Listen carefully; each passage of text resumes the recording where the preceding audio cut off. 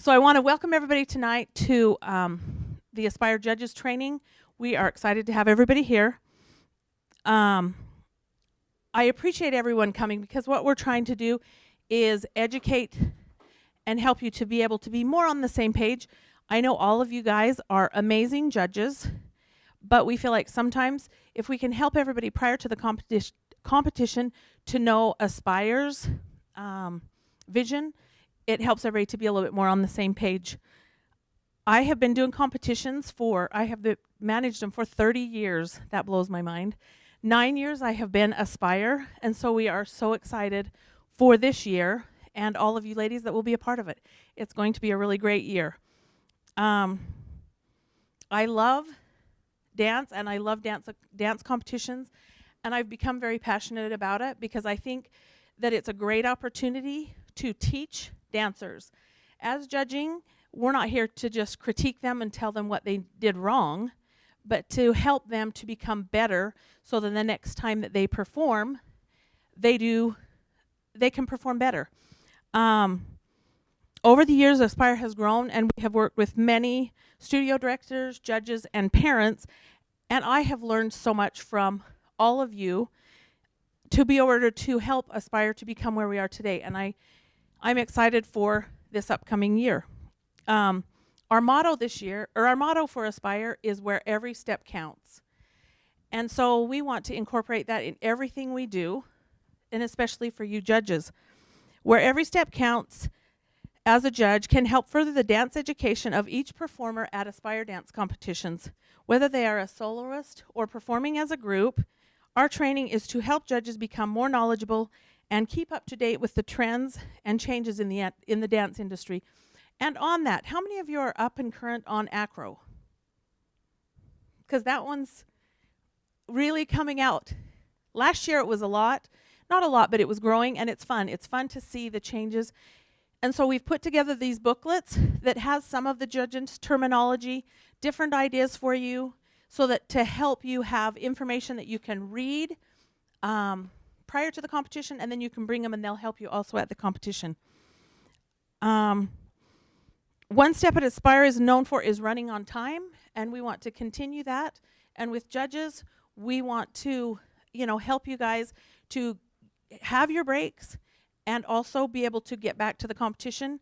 One thing that we're incorporating this year is we are going to do scheduled breaks so that all of you have breaks and okay, I have 5 more dances before my break. So those are some simple things that we're starting this year. We're also going to be having a lead judge, and they'll be doing the breaks for each of you during the competition. So that it's a little bit better on the time, so you're not sometimes going, I have to go to the bathroom. Can somebody please give me a break? But we're excited about that. As staff members, we want to step it up to make sure that you judges have your needs met for the breaks and meals and recognition. We provide meals and snacks for you guys at the competition. And if there's any of you that have any dietary needs, let us know and we can work around that. Otherwise, if you need to, you can bring your own food, and they have fridges and stuff there at the competitions. How many of you have participated on the Facebook page, the Judges Face? I'm excited about that. I think it's a great opportunity for each of you to give feedback. For some of you that are learning, it's a good opportunity to learn. And I think also we all have different perspective based on where we trained, how long we've trained, who we've trained with. Were we a choreographer? Were we a dancer? Were we a performer? And so everyone has a different perspective. And I think sharing that on the judges page helps everybody to see things a little bit different in order to be able to give better, I think, more constructive comments, as you're judging. I'm not going to take a lot of time.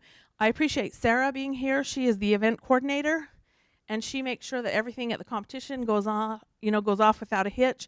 We always have great food, and so we appreciate her. And I also have Rebecca here, and she is with me. She's my business consultant, and I appreciate her being with us also.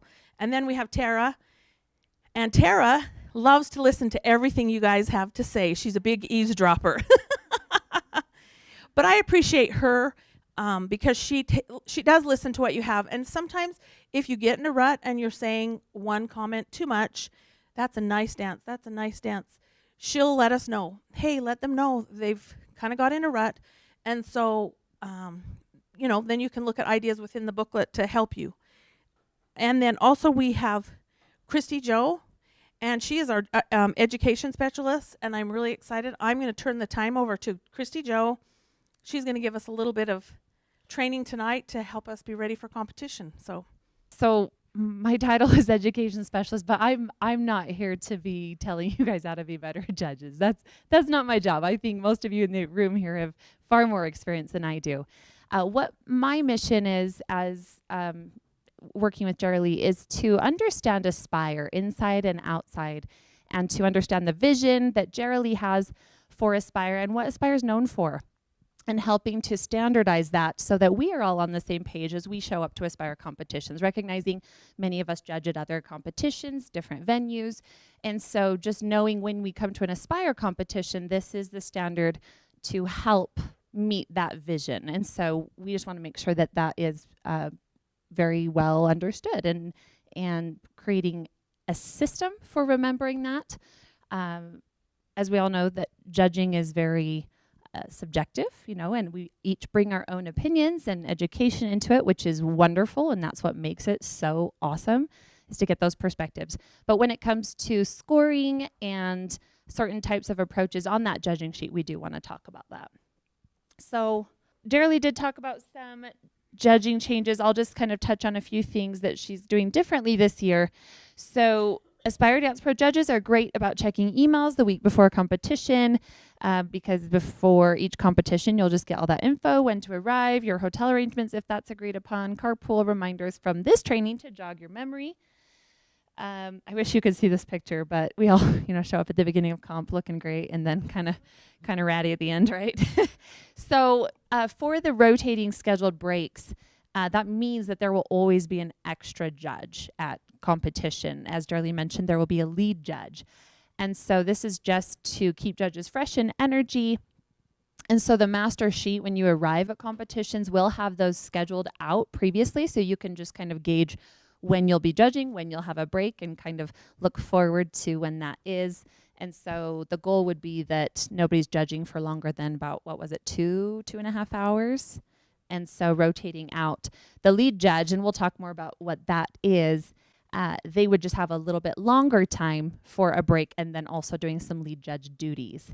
And so this will just help with scheduling bathroom breaks, doing any communications, family things that we need, just to keep us really alert. Sometimes there's been exchanges in the middle of a pod. We want to avoid that at all times. And also be careful, we will not judge judging sheets. You won't sign judging sheets for those that you're not scheduled. And I think Darely said she'll just make sure and sort those out. So you'll just get the sheets that you will only be judging, making that very easy for you. So the lead judge at each comp will review the Aspire judging guidelines with judges before taking their seats, just going over a lot of the judging guidelines of the scaling that we'll go through in this training. We want to make sure that judges are in their seats 5 minutes before we begin. Be really good about that, like Darely said. And following up on rotation breaks, they will have that slightly longer time, at which time they'll look over judging sheets and just assessing, making sure our numbers and scales coming in for Aspire standards that we'll lay out today. And if not, having some corrective or suggestive things like that. Again, it's not to tell you like change your judging. We'll get into it in detail. But it's to say these are the guidelines of Aspire, and so we really want to honor that so we can all help Aspire reach its mission. If you would like to be a lead judge, if you'd like to have some of those extra duties, just make sure you talk to Jerry. She will be assigning all of those. Experienced judges with Aspire may be asked to lead judge, or of course you can volunteer and have that conversation with Jerry. And lead judges will be assigned prior to the competition, so it's not like you would show up and then suddenly be like, oh, you're a lead judge. Aspire Dance Pro judges are willing to discuss and share perspectives in the Facebook group. We love your insightful comments. I am not to be the only one posting. Definitely would love anybody to start conversations at any time. Especially we do have a lot of new judges to Aspire this year, and I see a lot of faces in here that are experienced in judging, and you guys know what you're doing, and it's so helpful. I remember when I was very new to judging, I didn't have a really good mentor until year 3, and that made all the difference in the world of learning how to compare, contrast, hypothetical situation A, hypothetical situation B, because we all know it's so nuanced. There's no yes, no, maybe so. It's a process of thinking, and it's a process of calibrating. And so we want to make sure our new judges really have that experience or exposure, and that's something we can do in the Facebook group. And we will, from this point on, now that the training will be laid out, we did that on Thursday and then again tonight. Now we'll be doing about 2 to 3 posts per week. So we look forward to hearing your perspective on those. Aspire Dance Pro judges are professional in conduct.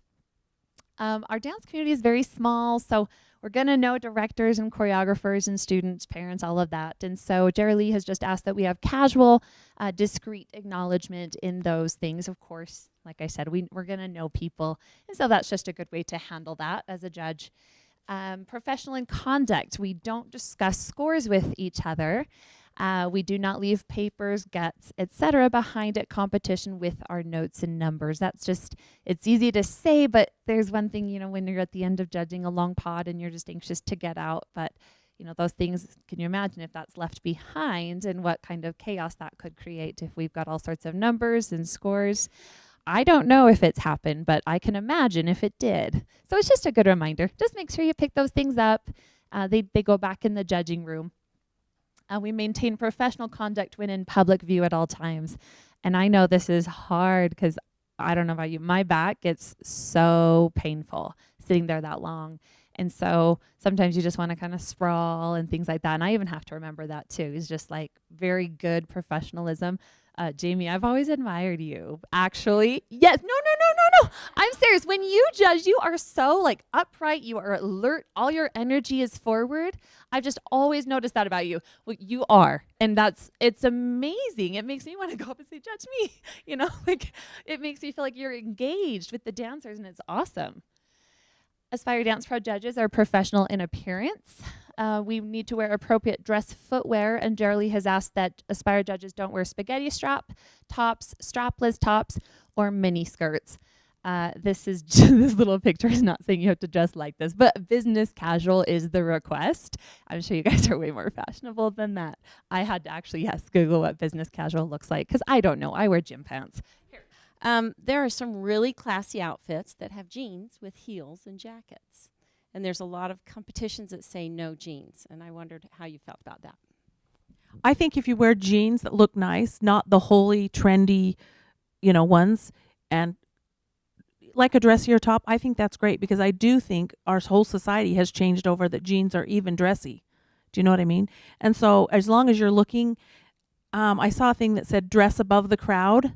And I think that's what you need to be so that you kind of stand out, that you're a little bit not better than anybody, but you look a little bit more like you're at work. Do you know what I mean? So you look nice. Yes, I will just reiterate what you say in the mic. Oh, leggings. If you have a long dress on, they're great. Without the dress, they're not great. Aaron's throwing a fit.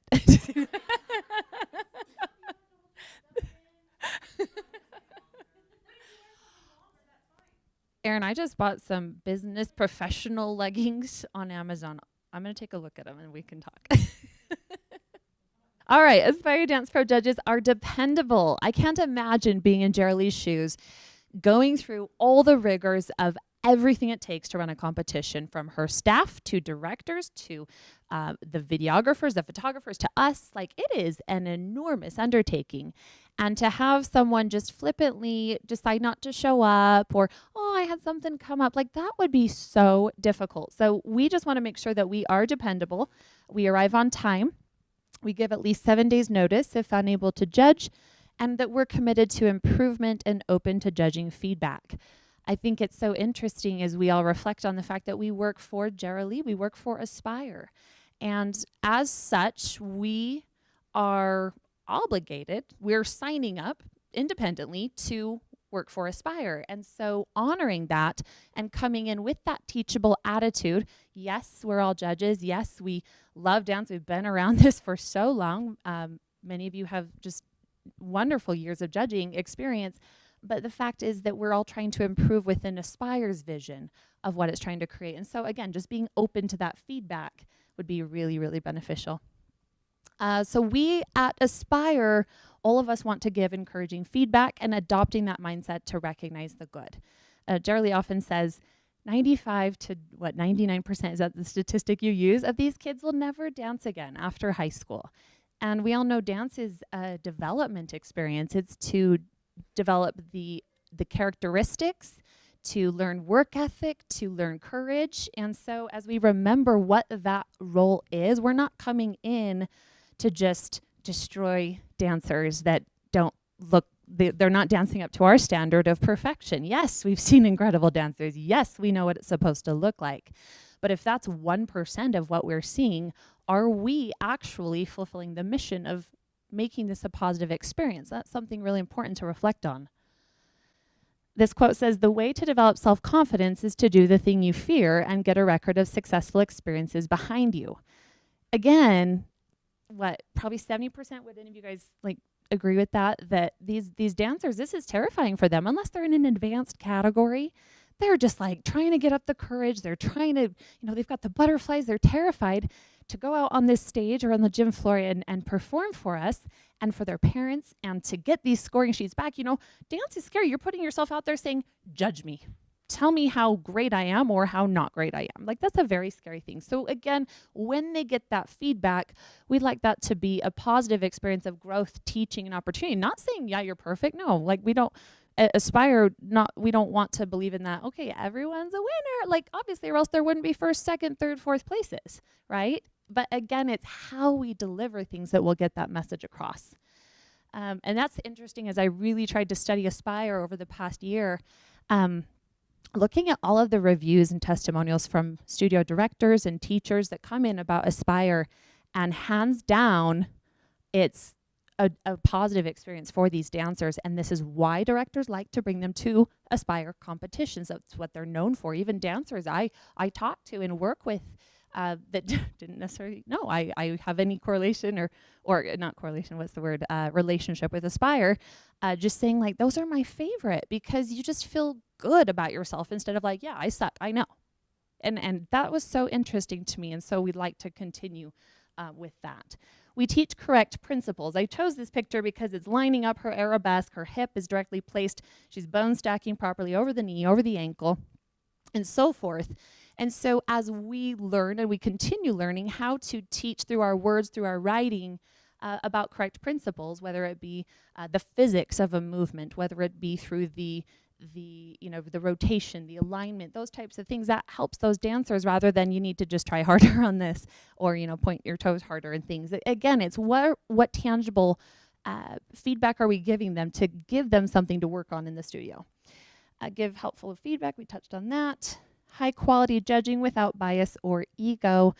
This is just something, I don't think we've had necessarily a problem with this, according to Jarlee's talking with me about this, but just something to continue doing as we move forward. Especially as we start talking about scaling and how these numbers come in, that there really isn't a place for us any of us to say, I've been doing this X number of years and my opinion is the gold standard no matter what. I don't know if any of us are in a place to say that. And so it's just a good reminder. We're knowledgeable in dance terminology and proper pronunciation and spelling. This reference guide that Jarlee's put together is wonderful. I'm so excited to have it. And so even if it's just that Friday before competition, the Thursday, and just doing a quick run over, looking at some of those words that are kind of tricky. I know that I have 2 or 3 that I always have to look up because intuition just doesn't take me there. And so that's just really good because as a dance teacher, how many of you guys are dance teachers out of curiosity? Okay, half. When you get those sheets back and you see something spelled so horrifically wrong, it's like credibility out the door. Don't care, rip her sheet in half, don't want to see it kind of thing. It really, at least to me, is. It's do they even know what they're talking about? So that's a good way, especially as a writing judge. There are 2 writing judges at Aspire and 1 audio per lane to develop that credibility and trust. All right, so at Aspire, can everyone see this? So at Aspire, if you're new, there are 3 different GEM rankings that come in. Now, GEMs are independent of first, second, third, and fourth. So this is it's how a team knows it, or a soloist knows if they were a diamond, a ruby, or sapphire, is how the 3 judges from that lane, their points are added together. And then Jerilee, over the years, has acquired enough statistics that a certain range is equal to a diamond, an above average, where ruby is average dancing and a sapphire needs some big improvement. So just with that simple explanation, doesn't that make you, if you put yourself in a 12-year-old's shoes, you get a sapphire, you're basically being told, not good enough, below standard. Okay, and that's not to say we shouldn't give sapphires. Absolutely, they're a very necessary part, but we want to be careful that if we are seeing a competition swarmed in sapphires, what's the overall feeling for every dancer at that competition? Is it a positive one? It's not. Regardless of if they took a first place or a second place home. And that's just, this is unique to Aspire, and so as we understand how our numbers impact this, it helps us gauge where those numbers come in. Okay, this is important. I'll just read it, otherwise I'll slaughter it. Please remember, this is not for you to compare dancers against a world standard of perfection in dance, but to compare dancers who are present at the current competition. In any given pod, assimilate your first, second, third, or fourth rankings in the order of your preference across the point spread. GEM awards have a different purpose than the rankings. So we'll give some examples. It should be pretty darn clear by the time we're done. And so here, this is an amateur column, amateur, intermediate, and advanced. These are the 4 skill divisions at Aspire. And over here, you probably can't see it, but this is a 99.5 and so on and so forth by 0.5 numbers all the way down to an 89. At Aspire, there is no score that comes in below 89. And that's just very standard, nothing. And the nice thing is this will be on your judging packet envelope when you arrive at a competition. So it's a very, very quick reference guide. So I'm going to go through a few examples to show, as you can see, the whites up here, anything that would fall above a 94.5 at an amateur and amateur intermediate level would be a diamond, where intermediate, that would be a 95.5, and advanced would be a 96.5. And so as they get better in their skill, you can see the chances of them getting a diamond are fewer due to the fact they're probably coming in with higher scores. They've got better technique, they've got better showmanship, execution, and so forth. Where these amateur and amateur intermediates, they're still developing. We'll talk about what they look like and what we should expect from those levels that help us understand this. But again, if we were, hypothetically speaking, just throwing out a number against some standard of dance of what perfection is, then you would have dancers coming in at 37s and 48s and stuff. And so again, it's judging for the skill level within what the expectation is. And we'll go through and say exactly what a diamond in each of these skill levels looks like. So the mission for Aspire Dance Pro judges is that we're also skilled at assessing the level and performance quality of competitors independently from other competitions. That includes other Aspire competitions and other competitions that you may be judging for. Here's an example. You probably can't see it, but in this amateur range, let's say there was a first, second, third. I'll use this as an example of where I've put the star. So you could still have a first, second, and third and put those down here where it's ruby and sapphires, or you could spread that up here where it's mostly diamonds and 1 ruby. But a better approach would be take those first, second, thirds and try to divide them a little bit more evenly throughout that spread of the gems. Is that making sense? Pretty visual. All right, so an example of this is here at Aspire, an intermediate in Utah may be an advanced in Idaho. We have a competition in Wyoming and Idaho that they're just a little more rural, I guess. Is that what you would say? They just don't have as much exposure to a lot of the high-level training that's here in Utah. And so we do see a difference. And sometimes with the same judges traveling from Utah to those competitions, we've forgotten to calibrate for that skill level. And they've kind of gotten burned in the past. So we want to be really careful that we're experts at calibrating for that. Adjustments should be made for the competition. Let's see here. What we are trying to avoid, disparities in constant sapphires or even diamonds. We don't want to just give highs, just give lows. We want to be very well graduated throughout that 11-point spread. Teams being overly punished or rewarded, both aren't a good thing, for inconsistencies between judges in a lane. Even if the ranking comes out as it should, and again, ranking for new judges, I like to reiterate, that ranking means first, second, third, fourth placement. So even if that comes out as it should, the gems will not come out how they should unless we have a framework, which has come from years of data of Sarah and Jerry looking at years of data within Aspire judging sheets and assessing where these scales come in. Teams being completely deflated for consistent sapphires. Usually these teams already took last place. They know this, but maybe they could be put at the top of the sapphire and see how close they were to improving. Remember, 99% of the dancers don't grow up to be professional dancers. We talked about that. Okay, for new judges again, and this may be a good little refresher for even those experienced judges. So at Aspire, you guys all have a judging sheet in front of you, right? So there's 4 different categories we judge, and this is pretty standard throughout the judging world. So you have your choreography and your artistry, you have technique, you have execution, and you have your showmanship and appearance. So if you look to the right, each of these is an even 25 points each, just making it very, very simple across the board. And so I find it interesting that I've just like thrown up different numbers here to see where they come out. If you were to just go 22 across the board in all 4 categories, that would land you at a total of 88, which is too low. So that tells me, okay, if I am consistently giving a team a 22, I really better be compensating somewhere in a different category and showing a strength so I'm not coming in too low. Or I need to adjust up to maybe a 23, and that's more of a low. And so it's just kind of perspective and seeing how the numbers come together. If all 4 categories were 23s, you come out to a 92. If all 4 categories were 24, that comes up to a 96. So as we're sitting there writing in points, and I know we all probably have a different way of getting to those numbers, but you know, if you're writing a 24, you know that instantly dropped 1, since it's not 25, 1 point off the total score. So now you're at 99. If the next one's 23, that dropped 2 more. So now you're at 97.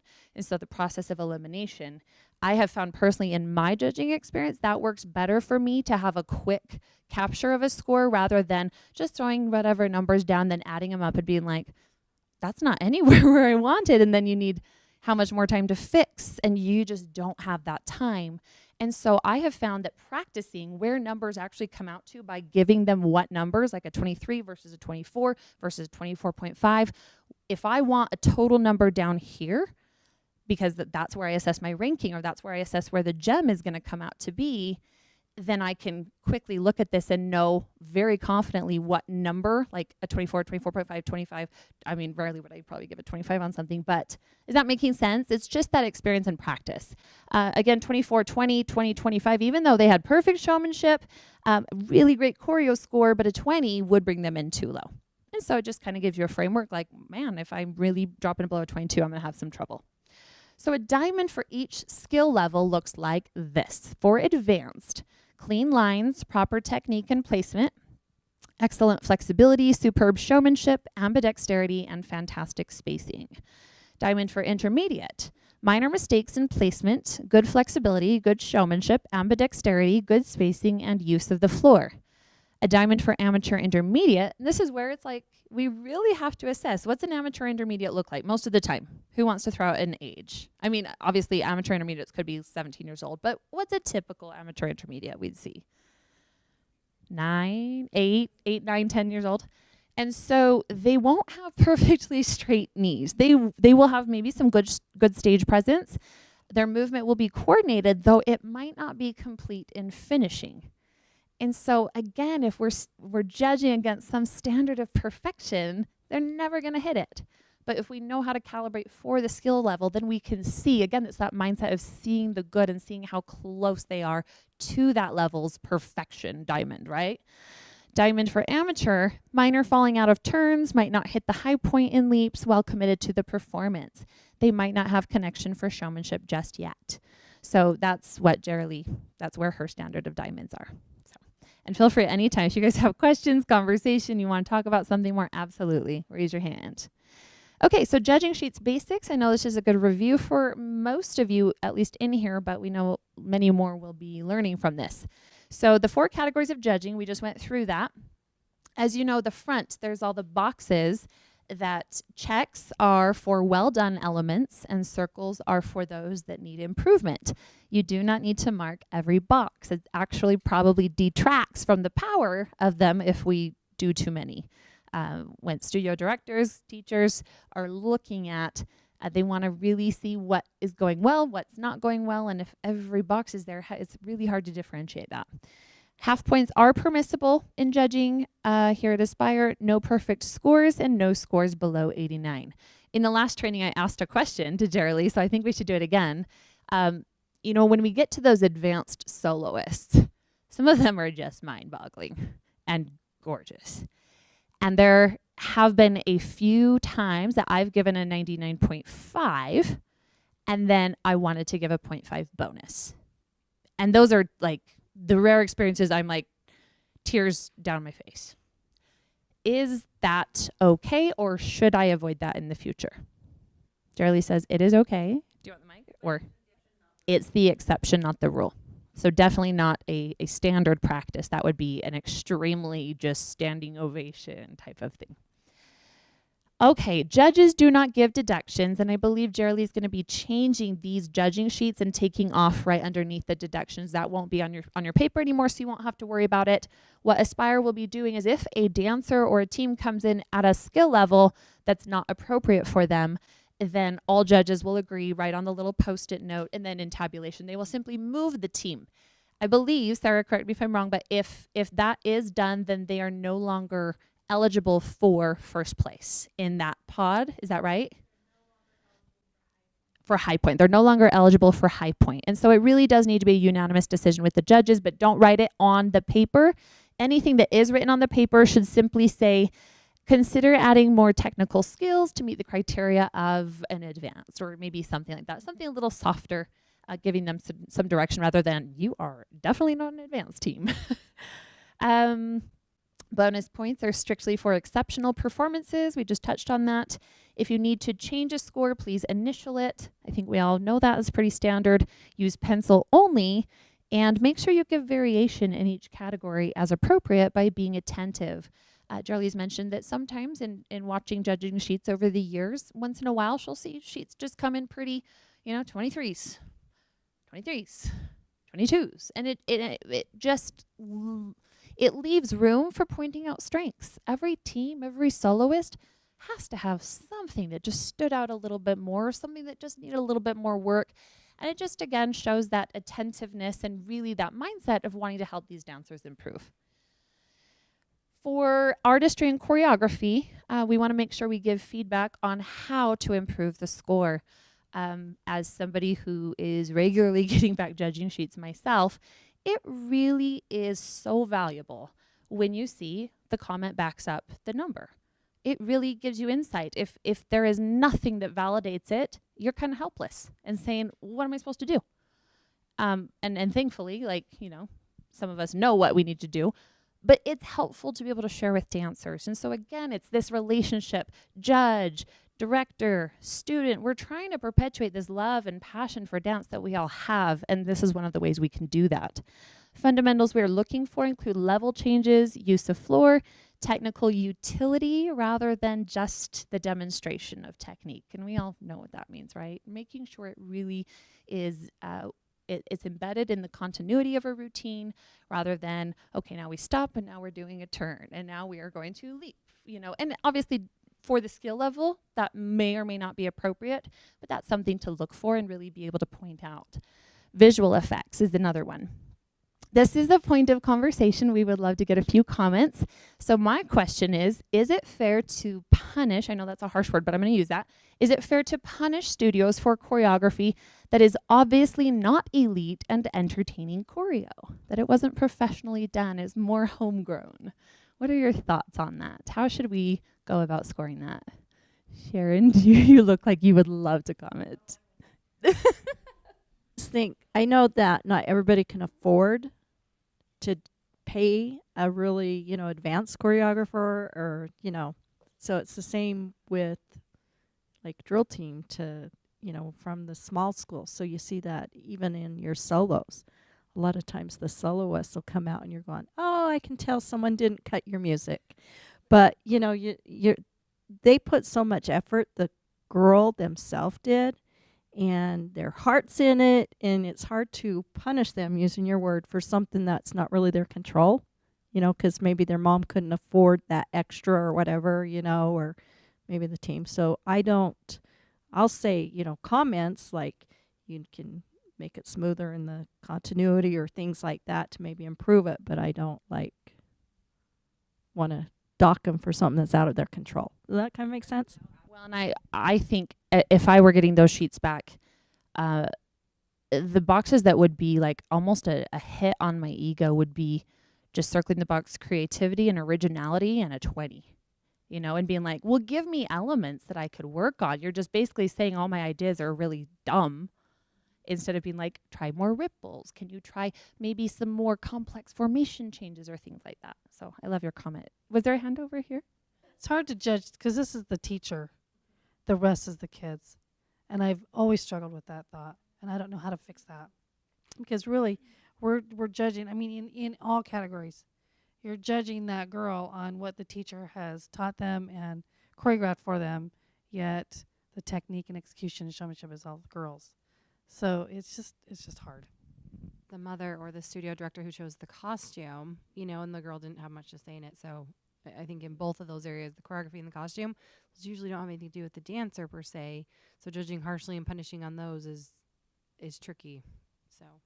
So I think I agree with all of you that you hate to punish the dancer, but I feel like if you give them the improvements, so give them a small deduction, but give them the improvements that you feel like that they can do in that area, because sometimes choreographers, you know, have choreographed 20 routines and this poor little girl is the last one, and they end up with, you know, it doesn't flow as well. And so if you can give them a little bit of corrections, they can make those adjustments, and then the rest of the season, they can have their routine look a little bit better. And so I think if you give them smaller deductions, so it's not really hitting the girl, but it's helping them in the future. So are we allowed to give them deductions? I mean, when it comes to, for example, there's been very few times I've ever deducted for choreography because, like you guys have said, it's really hard. I have a hard time deducting when it's not the girl's fault.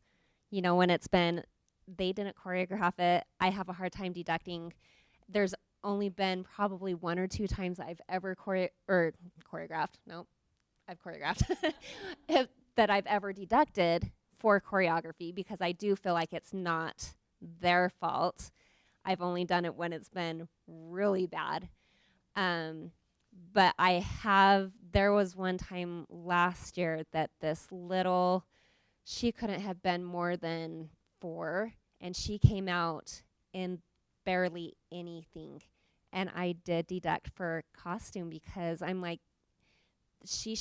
they should not be putting someone so little in something so skimpy that it was just not age appropriate. Is that okay? I mean, are you guys okay with that? Anything that is inappropriate, whether it's costuming or moves, it's totally okay to deduct because and make comments, because how do we teach them? And honestly, we want to be family friendly. And I had a competition that we had some inappropriate, and I heard so much flack. But I am grateful that people stand up for what they feel. And that's what we should do. You know, help these people that don't sometimes follow the standards. Let's step it up. Let's go back to what is family friendly. I was just going to go back to your choreography. So I personally, as a judge, I rarely give the whole 25 points because I feel like that's a fourth of their score looking at here. And it better have all of these elements that you're asking for on the sheet. And so I'm looking, you know, is there continuity? Is the flow there? Are they using the stage, the area? Are they using different rhythms and timing and things like that? So sometimes I'll mark a couple of them off. But if I feel like it's some of the other things were really strengths in there that they've done really well in it, then it might only be a point.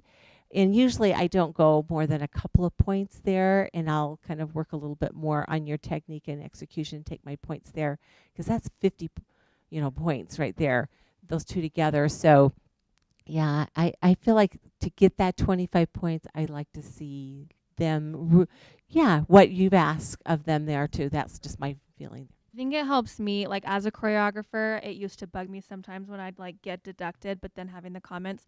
But I think, like, for our peace of mind and not feeling like guilty, like, well, I want the girls to feel good and the choreography is not their choice, but thinking of each number as like, this is an entire production that's being put on stage, and there's multiple people that are involved, right? There's the choreographer, there's the costume designer, and then there's the girls. And they're all encompassed in this one production that's being placed on stage that we're helping like judge and give critiques for. And I think if done well, like if we give enough corrections to the choreographer and make notes if there is anything to deduct when it comes to the technique and the execution, but that the girls also better understand that like this is a relationship between you and the choreographer. Like this part wasn't necessarily you, but that you are ultimately like a big team.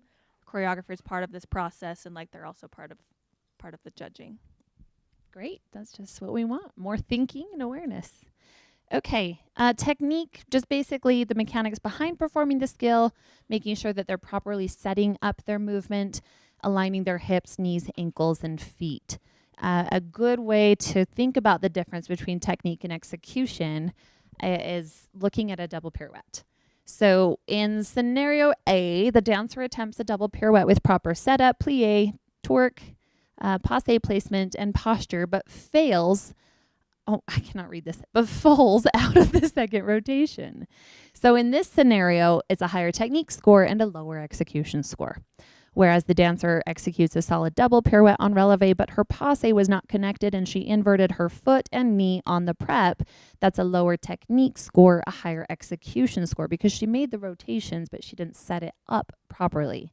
So that helps me think about that difference. Otherwise, it's easy to blend technique and execution and get confused on those lines. So if that's helpful to anyone, does anyone else have any suggestions on how they differentiate and really looking at, even if you could just were judging one solid leap sequence, how would you separate that from execution and technique? Does anyone have any comments on how they do this? You can get a really high leap, but your leaps and your alignment is really way off. So you look at that saying, you know, are your hips in alignment and is there that flexibility there? Okay, let's go on to execution. So just reiterating, this is more of the balance, the control, the spacing, and finishing movements is a big one. Showmanship, making sure they're consistent throughout the routine, consistency across the entire team of dancers. So not just throughout the dance, but across every individual as well, if a team routine. Posture and stage presence, commitment to the dance, and energy. So a note on tumbling and acro is here at Aspire, we judge on dance abilities. Acro should be a utility that enhances choreo, but is not a sole focus point, unless, of course, it's in an acro division. So this is assuming we're talking about hip hop, jazz, contemporary even. Oftentimes, acro demonstrates a higher level of skills, muscle development, power, etc. That is usually evident in the scoring, but not always the case. Sometimes they are just a good tumbler. And so we just want to be careful about that. I'm repeating Julie's comment. She says if it detracts from the choreography, if it doesn't fit with the choreo, and it sticks out like a sore thumb, then she's going to make mention of it. I love it. Great. I love it. Should flow. Good word. The continuity. Okay, here's some tips for the judging sheet on the back page. Directors appreciate the reiteration of what they're probably already working on with their students. It takes a tribe to get through to these cute little dancers sometimes. Directors and teachers want to take your comments home to help the dancers get better. The backside is where our feedback is helpful versus we're throwing out in the trash. I know there's so many times I come home with judging sheets and I'm like, this was a waste of our time. Don't even want this. And I thankfully have never dealt with that. If any of my studio teams have ever come to Aspire, and that's always a great feeling, being like, oh yes, our girls are doing a good job, you know, like the judges' girls. And it's just a really different feeling when you go back to the studio with those kids and you know, to actually have something to work on rather than, well, point your toes and straighten your knees. We knew that. You know, we're trying. But other helpful feedback is always so appreciated. When we use creative phrasing, which Jerry's put together this amazing reference guide for us, using different words for positives and negatives. That's really, really helpful. And I find personally that when I sit next to someone doing audio judging, I learn so much and I pick up new cool phrases. I'm like, oh, I love the way they articulated that, or that made so much sense. I loved that analogy they used. And so that just comes from being around other judges and sharing and discussing. And that's what we hope to do in the Facebook group as well. Like, what's another way to say, I think we had one a few weeks ago, what's another way to say, like, straighten your knees or reaching or something like that. Due to the lack of time, we have to choose to become very deliberate with our word choices. So we can't run on and say a whole sentence. You'll be out of time, especially if you're a writing judge. And so really coming up with some constructive words that they say a lot in a short amount of time. And sometimes that just takes thinking, like, what are 10 phrases that I'm probably going to have to use? And what are more creative ways for me to say that? I think, yeah, that one just comes from being around, and we're going to get some judging practice tonight, and so we can think about that as that arises. Okay, skill levels are all defined on the Aspire website. So this is what it looks like. So it's really fun because when you hover your mouse over it, it flips over, and it has the definition of what amateur, intermediate, and advanced is. So this is what all the studios, all the soloists are coming to the website when they register, and what's helping them decide the category they are coming into. So this is very helpful to familiarize ourselves with those breakdowns. I remember the first time I thought about this way, and maybe your guys' brains are just way smarter than mine, but I had to actually see this, that I had to see, okay, we have 4 skill levels. We have amateurs, we have amateur intermediates, we have intermediates, and we have advanced. And then for each skill level, we could have different ages. So that means I could see, minis that are an amateur intermediate, but I could also see elite who are an amateur intermediate. I may see juniors that are intermediate, and I may see juniors that are amateur. And so it's hard when we're just jumping from pod to pod to calibrate our minds. And so when I started doing this a few years ago and just really writing this down for myself, it helped me whenever coming into a new pod to see, okay, this is a totally different level. How am I calibrating my judging for this and seeing it a little more visually? Does anyone else have any technique that helps them adjust for the skill level and for the age level? It's probably just my brain goes crazy only. It's a lot to do in a short amount of time. Just so you know, here at Aspire, teachers may not dance in any level except pro. And yeah, I think that's it.